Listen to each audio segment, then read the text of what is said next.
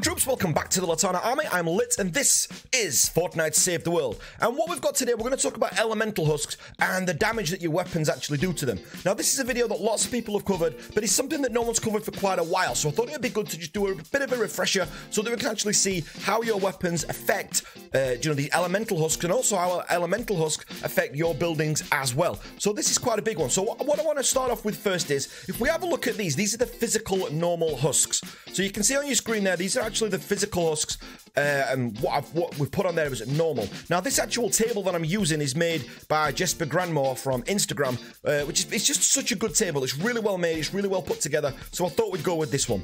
Now, if you look on there, there's siege breakers on this as your actual point of reference. Now, if you've got a weapon that does physical damage, to a normal husk, it's going to do 100% of his weapon damage, plus another 44%, so that's why that is the recommended weapon. It doesn't mean that a siege breaker is the recommended weapon, just means that the actual, putting physical damage on there will give you a 44% boost. So you're going to be doing 144% damage on there. And the best tool to build with on that is metal, only because metal is the strongest. These normal husks don't do any additional damage to any sort of building type. So you're absolutely fine using metal on these and then running a physical weapon on there as well. Loads of people run just energy weapons or think a weapon's not good enough if it's not got energy on it.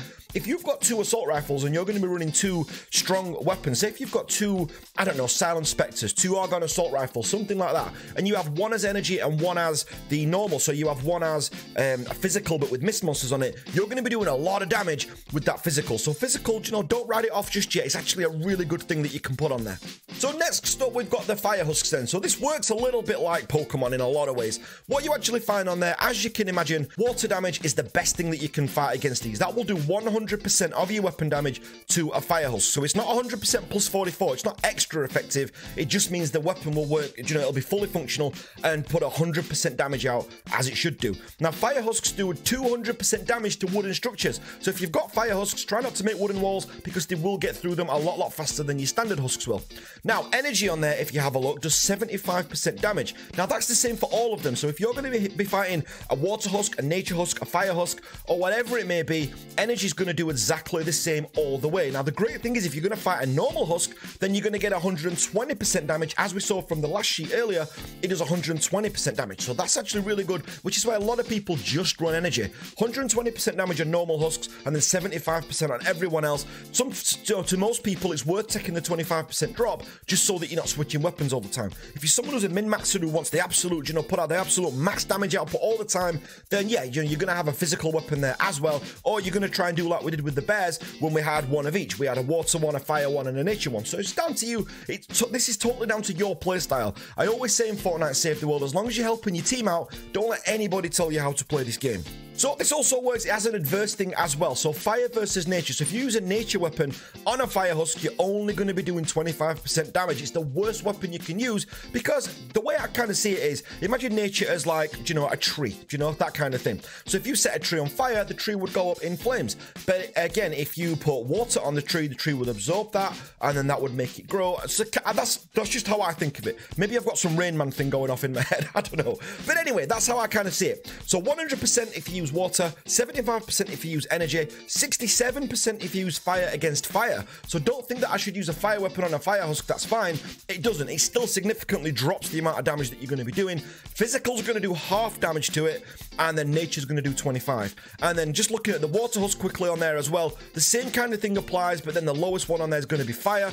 And the physical, again, 50% now all the way down unless it's a normal husk. And then also on there as well, you've got the nature husks, if we have a look at these. And then the best one for those is fire. And then the lowest one on there that you can possibly use would be water, because obviously that's going to absorb it, which is what we just talked about before. So it's kind of like that. And if you look at the actual build setup, this is the whole table now. So if you look at the build setup on there, the fire husks are going to do 200% damage against wooden buildings. You've also got the water husks going to do 200% against brick buildings, and the nature husks are going to do 200% against the metal buildings as well. A lot of people miss that one, and they still build up metal, metal structures. The metal structures still hold up really well, but you're better off with brick if you've got a nature stone, for example, or you're fighting lots of nature husks. So just a short guide there, guys, just to help you out. Hopefully that'll be useful. I'll put a link to this actual, the actual post to this down below so that you guys can find it super simple, so that you guys will be able to see it, and then you can actually use this chart as you want. If you think there's anything that should be different on there, as always, guys, let me know in the comments. I always love to know your feedback as well. But a massive, massive thanks for watching, guys. Don't forget to join the Litanah army and hit that red subscribe button. And because if you got this far, drop me a like as well. Hit that thumbs up button as you leave, and I will catch you on the next video. Thanks for watching today, guys.